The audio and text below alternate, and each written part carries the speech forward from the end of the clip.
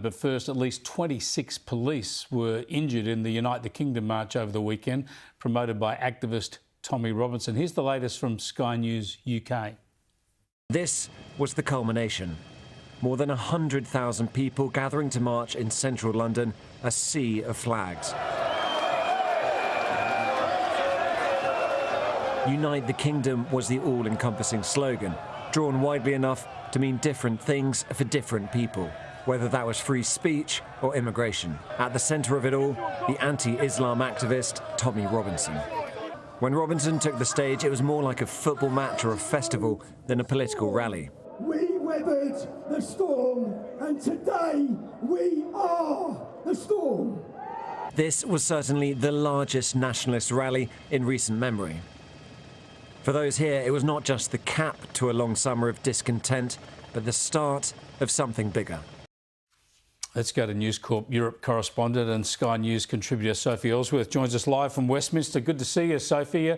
Give us your take on the protests there. Well, we had similar protests in Australia, of course, the other weekend. A lot of debate as to how many of the people were sort of nationalist extremists compared to mainstream Australians. Similar debate in the UK. Was this a mainstream protest or mainly hardliners? Great to be with you, Chris. Look, it really depends on what media outlet you're getting your information from. In some media reports, the protesters here were called far-right extremists. Others were saying that they were simply protesters demanding a stop to illegal migration in the UK and also fighting for things such as freedom of speech and also an end to violence against women and young girls.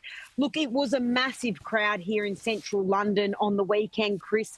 The police said there were up to 150,000 protesters marching the streets here. There is a lot of anger in the UK at the moment, Chris. People are very, very annoyed with the Labor government. They're annoyed that there seems to be a cohort of illegal migrants sailing into the UK unchecked and able to stay here.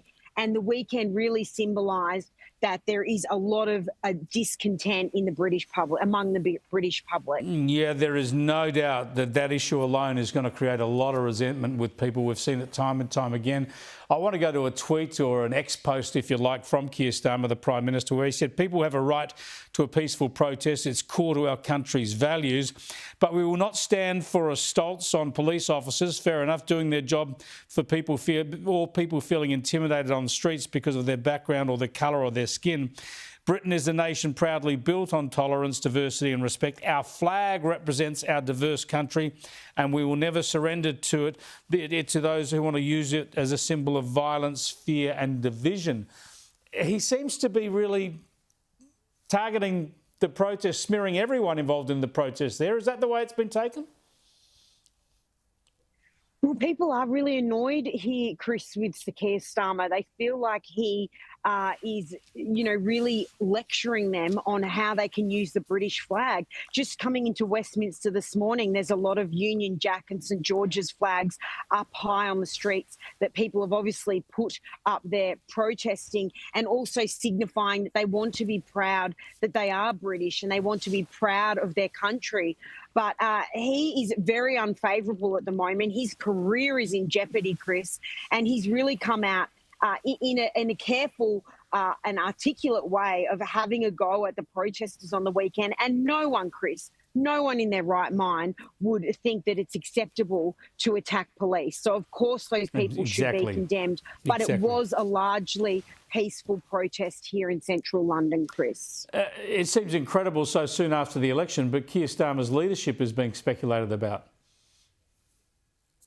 It certainly is, Chris. I mean, he's had a couple of major scandals in recent weeks. He's seen the loss of his Deputy Prime Minister, Angela Rayner, after she failed to pay the correct amount of stamp duty tax, and she is was the housing secretary, so she's lost her Deputy Prime Ministership. And now he's under extreme pressure because of the appointment of the British ambassador to the US, Lord Peter Mendelsohn, who's also been sacked. over his friendship and very close friendship he described with Jeffrey Epstein, who he said was his best pal. Well, Good he's Lord. been tossed out as well. And now there's mountains and mountains of questions to ask Sir Keir Starmer of what he knew and when, and why Lord Mandelson was appointed to this role. Just very quickly, former Prince Harry and the King, they're all sweet again apparently, or is there more to come?